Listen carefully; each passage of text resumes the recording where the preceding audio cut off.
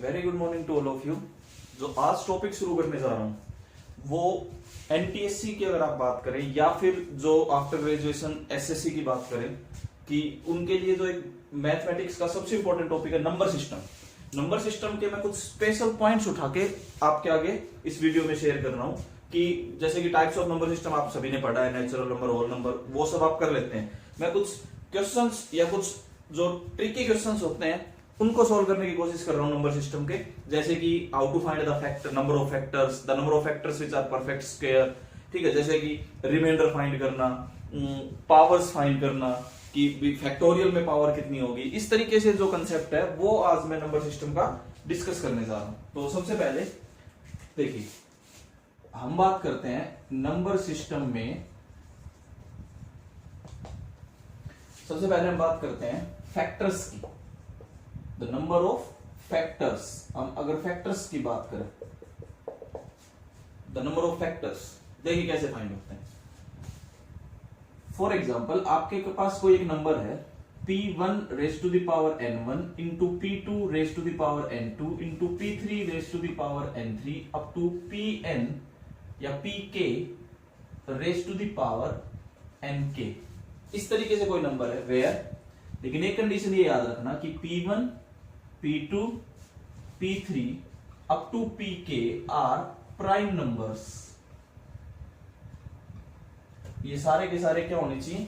Prime numbers होने चाहिए, ठीक है। अगर ये प्राइम नंबर हैं, देखो प्राइम नंबर की डेफिनेशन क्या होती है, वो या तो खुद से डिवाइड होगा या 1 से, या भी छोड़िए कंपलसरी है, वो 2 से डिवाइड होना जरूरी है, खुद से और 1 से।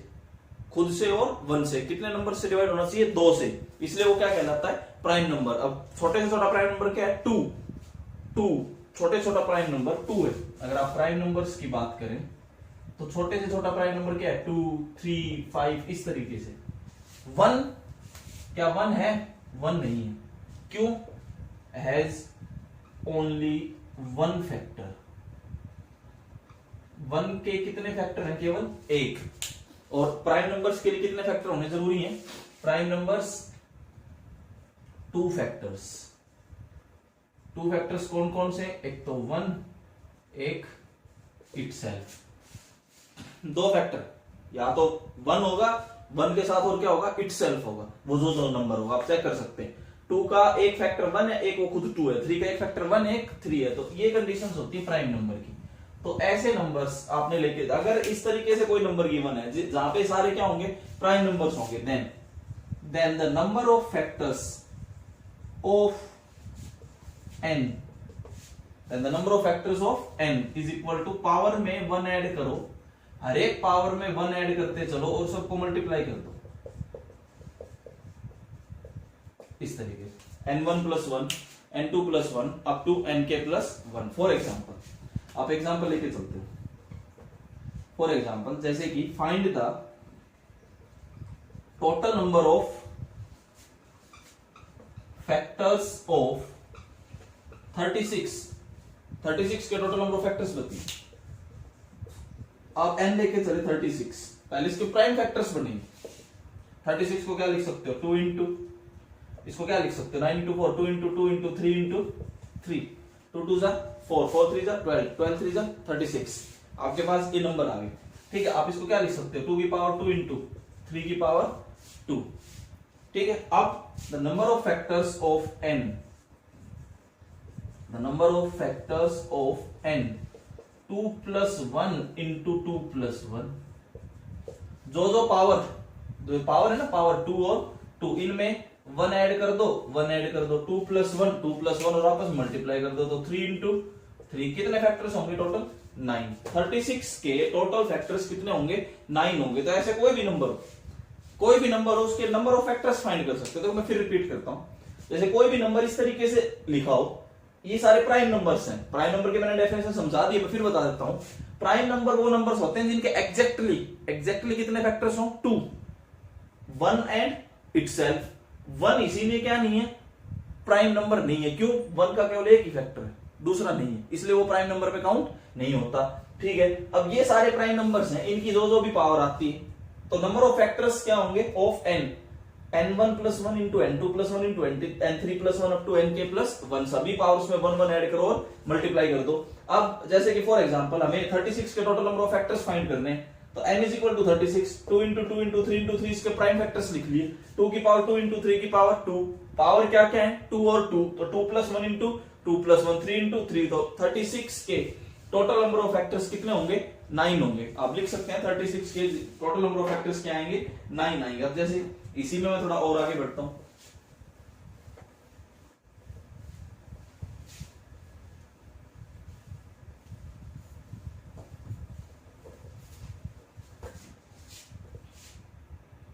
एक क्वेश्चन और करता हूं, थोड़ा सा अलग है, अलग अलग क्वेश्चन ही कराऊंगा। If n is equal to, या a number n can be written as, एक नंबर है n, वो इस तरीके से रिटर्न है कि a की पावर 4 इंटू b की पावर 3 इंटू c की power 7, n is equal to a की पावर 4 इंटू b की पावर 3 इंटू c की पावर 7। इस तरीके से कोई नंबर दिया गया है, n is equal to a की पावर 4 इंटू b की पावर 3 इंटू c की power 7। Find the number of perfect, find the number of factors which are perfect square.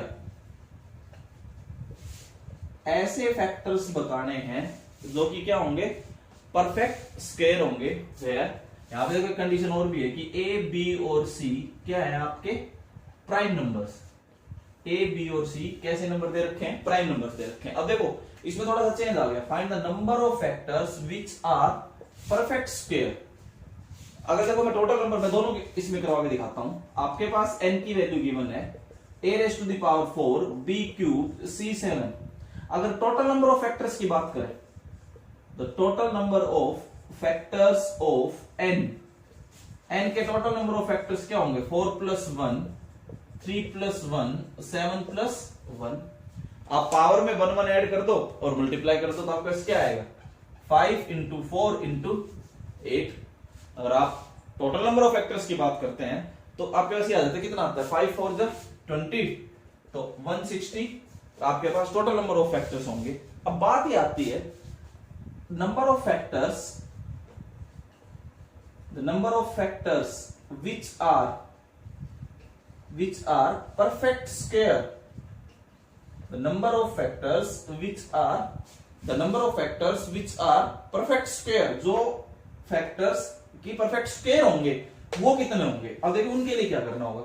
अब आपने लिखा n, a की पावर 4 है, b की पावर 3 है, c की पावर 7 है। थोड़ा ध्यान से समझते चलना, यहां पे 4 के हिसाब से देखो इवन नंबर्स उठाओ अप टू 4, 0 2 4, 0 एक इवन नंबर होता है, 0 2 और 4, ये 4 तक इवन नंबर्स लिख लिए। ये इवन नंबर्स कितने हैं 3। अब आप इसमें ये 3 तक के इवन नंबर्स लिखो, 0 और 2, ये कितने नंबर्स आ गए 2। यहां 7 तक के इवन नंबर्स लिखो, 0 फिर 2 फिर 4 फिर 6, ये कितने काउंटिंग में आ गए 4। समझ आया कुछ। जब टोटल नंबर ऑफ फैक्टर्स निकालने थे तो 1 1 ऐड कर दिया पावर में और मल्टीप्लाई कर दिया। अगर ऐसे फैक्टर्स जो कि अपने आप में परफेक्ट स्क्वायर है वो कितने होंगे, तो हमने क्या किया, जैसे पहला जो नंबर था प्राइम नंबर उसकी पावर कितनी है 4 तक के इवन नंबर्स लिखो। इवन होता है 0 से शुरू, 0 हमेशा इवन नंबर होता है, ध्यान रखना। 4 तक के इवन नंबर्स लिखो, 0 2 और 4 कितने आए 3 तक के इवन नंबर्स 2 आ गए, 7 तक के इवन नंबर्स 4 आ गए। अब देखिए रिक्वायर्ड नंबर ऑफ फैक्टर्स जो कि परफेक्ट स्क्वायर होंगे, required number of factors is equal to 3 into 2 into 4, 3 2 6, 6 4 24। तो out of 160 total number of factors की बात करें तो कितने होंगे 160, लेकिन आउट ऑफ 160 24 ऐसे फैक्टर्स होंगे जो अपने आप में क्या होंगे परफेक्ट स्क्वायर होंगे। तो एक छोटा सा टॉपिक मैंने अभी ये कवर किया। देखिए इस क्वेश्चन में दोनों को रखे हैं कि टोटल नंबर ऑफ फैक्टर्स कैसे फाइंड किए जाते हैं किसी भी नंबर के, और किसी भी नंबर के total number of factors which are perfect square, the number of factors which are perfect square वो कैसे फाइंड होते हैं। तो दो कंसेप्ट तो आपके ये कवर होते हैं। इसके बाद मैं नंबर सिस्टम का अगला कंसेप्ट उठाता हूं। देखो मैं केवल ऐसे कंसेप्ट उठा रहा हूं जो टेक्स्ट बुक में नहीं मिलेंगे और कंपटीशन पॉइंट ऑफ व्यू से बहुत ज्यादा इंपॉर्टेंट है नंबर सिस्टम के रिगार्डिंग। और एनटीएससी में सबसे ज्यादा क्वेश्चंस पूछे जाते हैं नंबर सिस्टम से। तो एनटीएससी के बच्चों के लिए स्पेशल अपना ये टॉपिक ध्यान रखना। यहां तक तो जैसे फैक्टर्स की बात थी, थोड़ा सा हम और आगे बात करते हैं। अब अगर हम बात करें टू फाइंड द रिमाइंडर्स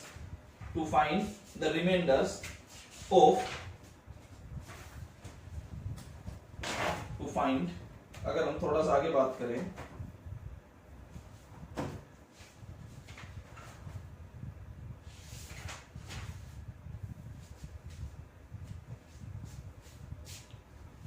अगला जो टॉपिक हम शुरू करते हैं नंबर सिस्टम का, to find the reminder of a big number. देखो इस तरीके से, to find the reminder of a big number by using binomial theorem. देखिए अगला टॉपिक बहुत ही अच्छा टॉपिक है ये भी। To find the reminder of a big number by using binomial theorem. Binomial theorem का यूज करके एक बड़े नंबर का रिमाइंडर फाइंड करना होता है। किस तरीके से होगा, देखो इसको शुरू करने से पहले मैं आपको कुछ चीजें बता देता हूं। एक तो factorial, what is factorial, denote कैसे होता है, ऐसे होता है एन फैक्टोरियल।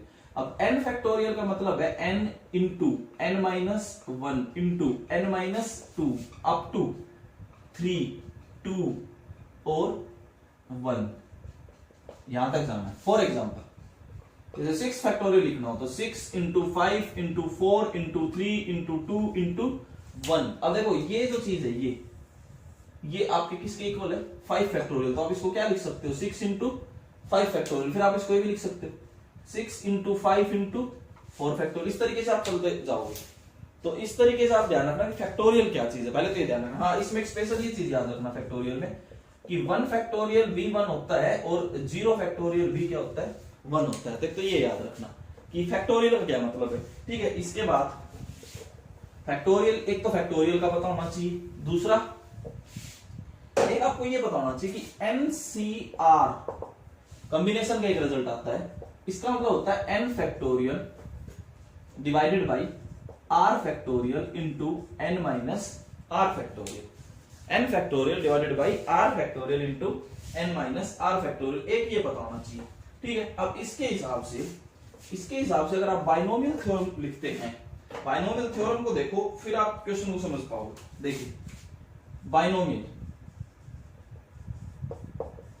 बाइनोमियल थ्योरम क्या कहते हैं, जैसे a plus b raise to the power n है, ऐसा कुछ ओपन करना है। a plus b raise to the power n के अकॉर्डिंग आप क्या लिखोगे, एक तो a की हाईएस्ट पावर कितनी आएगी n, एक b की हाईएस्ट पावर कितनी आएगी n।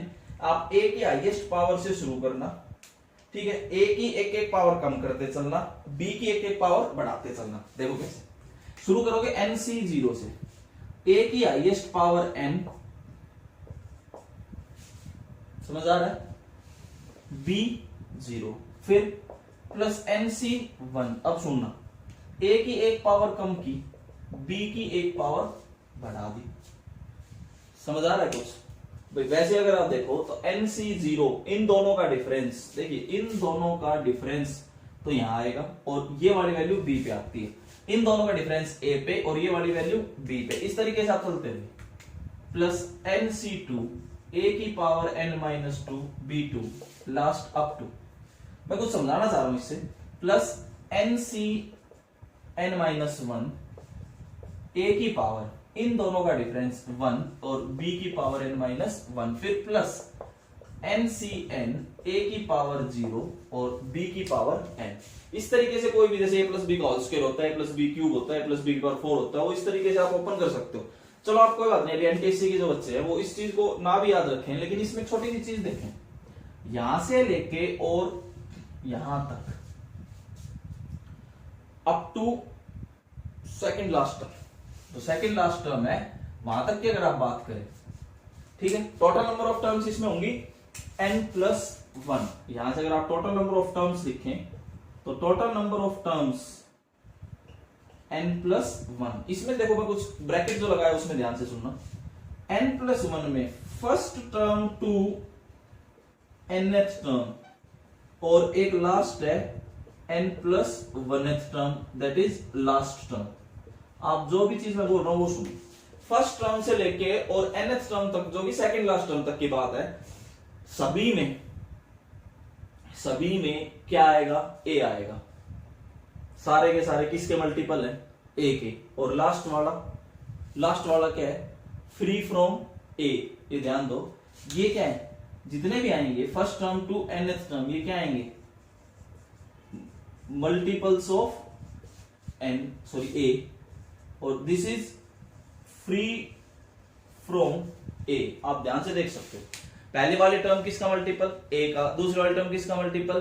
a। तीसरी वाली टर्म a। ऐसे सेकंड लास्ट टर्म तक किसके मल्टीपल? a तक। लेकिन जो लास्ट टर्म है वो क्या है? Free from a। ठीक है, अब लास्ट टर्म की बात करते हैं। लास्ट टर्म आपके पास है NCN a⁻0 b⁻n। ये 1 होता है, ये भी 1 होता है, b की पावर n। तो लास्ट टर्म हमेशा क्या आएगी? b⁻n। समझ आया कुछ? बाइनोमियल थ्योरम में a प्लस बी की पावर n, इसी का यूज करके रिमाइंडर्स फाइंड करने।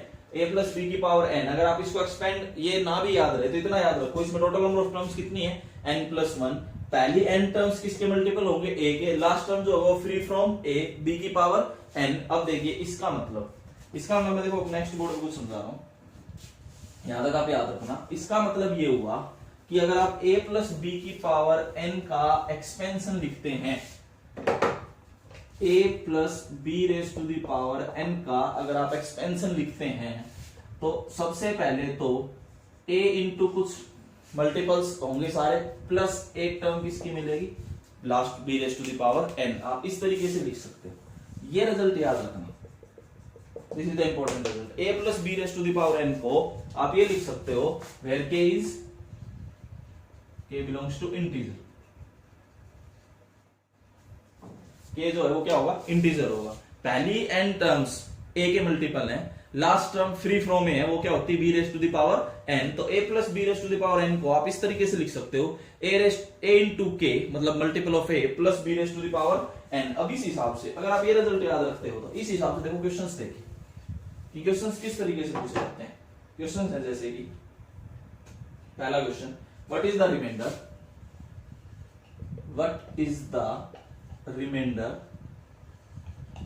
रिमाइंडर बताना है when 7⁻38 is divided by 48, when 7⁻38 is divided by, किससे डिवाइड होता है? 48 से। देखिए कैसे करोगे।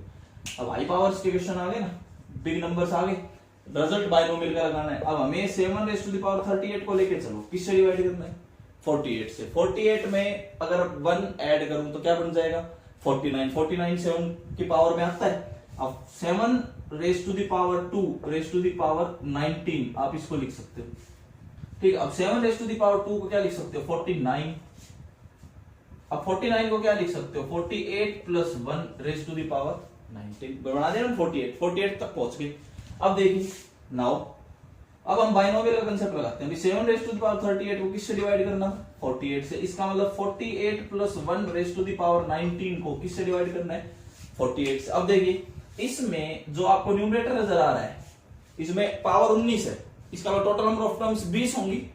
20 की जो पहली 19 टर्म होंगी वो किसके मल्टीपल होंगी? 48 की। और लास्ट वाली टर्म क्या मिलेगी? b की पावर n। तो अगर मैं इस पे कंसेप्ट लगाऊं a इंटू के प्लस b⁻n, अगर आप इस पे ये कंसेप्ट लगाएं तो इसका मतलब 48 इंटू के प्लस 1⁻19 डिवाइडेड बाई 48। ये कंसेप्ट आप बाइनोमियल से लगा सकते हो। a प्लस b⁻n, देखो मैं फिर लिख रहा हूं, a plus b⁻n, a into के प्लस b⁻n। आप ये कंसेप्ट ये याद रखें, ये काफी इंपॉर्टेंट चीज है।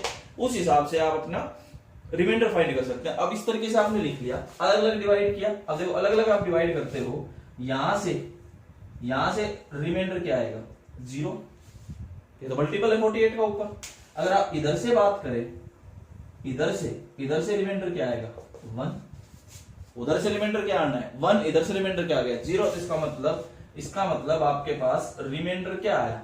0 + 1 that is 1 1 is the answer. तो इस तरीके से आप क्वेश्चन कर सकते हैं। देखो थोड़ा और क्वेश्चन डिस्कस करता हूं, हो सकता है एक में थोड़ा कम समझ।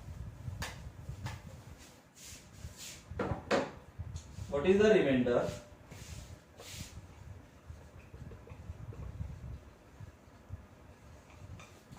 फाइंड करना है तब। What is the reminder when 3 raised to the power 57 plus 27 3 raised to the power 57 plus 27 is divided by ये डिवाइड होता है 28 से, is divided by 28। What is the reminder, इसका रिमाइंडर बताना है। देखिए आपके पास है 3 raised to the power 57 plus 27, पहले इसको सोल्व करते हैं।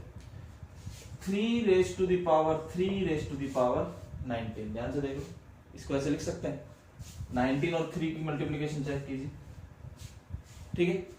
अब इसको मैं क्या लिख सकता हूं, 27 raised to the power 19 plus 27, 28 बनाना था यहाँ पे, तो मैं इसको क्या लिख सकता हूँ, 28 minus 1 raised to the power 19 plus 27।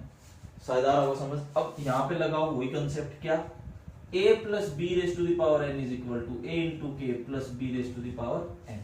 अगर आप ये कंसेप्ट लगाते हो तो ये क्या बना, 28 into k plus minus 1 raised to the power 19, ये बन गया, और plus 27 as it is।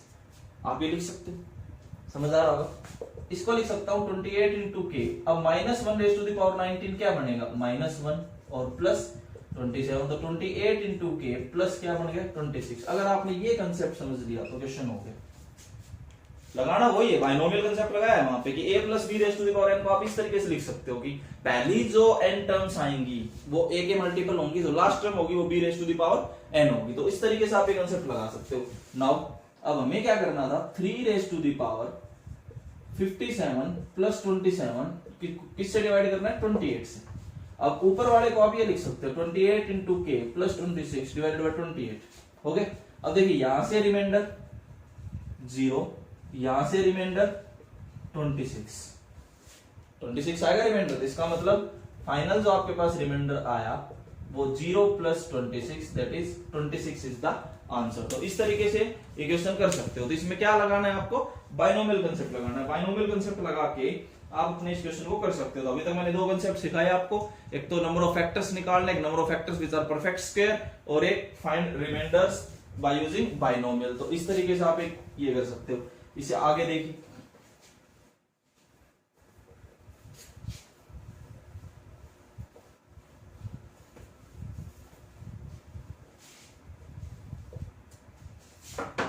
इसके बाद मैं आपको एक टॉपिक और कवर करवाता हूं, the highest power dividing A factorial.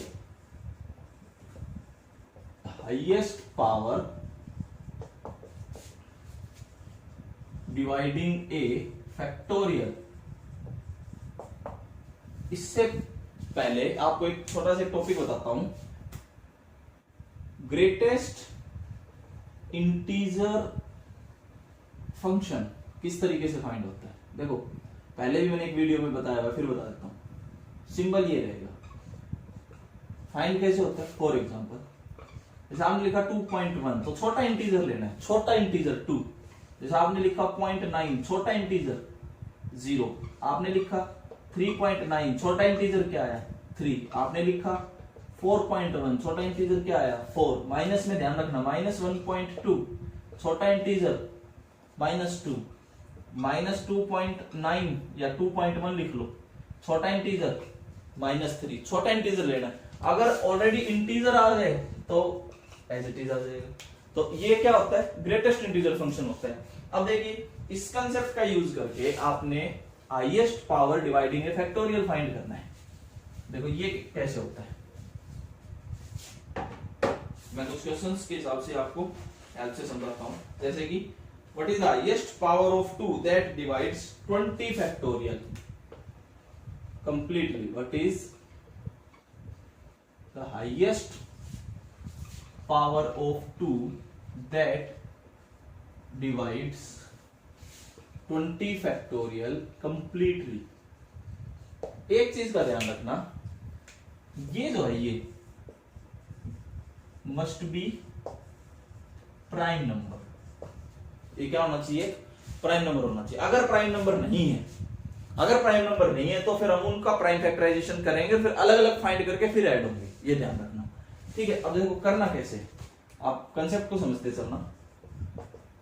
यहां पे आपके पास एक है 20 फैक्टोरियल और एक है 2, दो फिगर्स आपको नजर आ रहे हैं। सबसे पहले क्या करना है, 20 divided by 2, 20 divided by 2 raise to the power 1, यहां से शुरू करना है। ये कितना आया 10, कितना आया ग्रेटेस्ट इंटीजर फंक्शन 10। फिर आपने क्या किया, 20 divided by 2 raise to the power 2, 20 divided by 4 5, ये कितना आया 5। फिर आपने क्या किया, एक पावर फिर बढ़ा दो, फिर आपके पास क्या है 20 बाई 8 आया। अगर आप ग्रेटेस्ट इंटीजर फंक्शन निकालने तो इसको डेसिमल में कन्वर्ट कीजिए, 8 2 जा 16, 4 बचा 16, 4 8 5 जा 40, इसका कितना आ गया 2.5 का ग्रेटेस्ट इंटीजर फंक्शन 2। आप आगे चलिए, 20 divided by 2 raise to the power 4, यह आएगा 20 divided by 16, greatest integer function कितना आएगा 1। अगर आप आगे भी बढ़ाते हो 20 divided by 2 raise to the power 5, तो इसका ग्रेटेस्ट इंटीजर फंक्शन क्या आ जाएगा 0। इससे आगे आपने जाना नहीं है, यहां तक आके रुक जाना है बस। लास्ट आपने 2 की पावर 1 से शुरू किया, जो भी ग्रेटेस्ट इंटीजर फंक्शन आता है वो लिखते चलिए, फिर 2 की पावर 2, फिर 2 की पावर 3, फिर 2 की पावर 4, फिर 2 की पावर 5, ऐसे जब तक 0 आ जाए जब रुक जाना। अब इसने पूछा था the highest power of 2, highest power of 2 in 20 factorial, 20 factorial में 2 की कितनी पावर होंगी, 10 प्लस 5 प्लस 2 प्लस 1 और प्लस 0। आप इन दोनों ये जो भी नंबर्स आए हैं इनको अगर आप ऐड करते हो, तो अगर आप ऐड करते हो तो वी गेट 18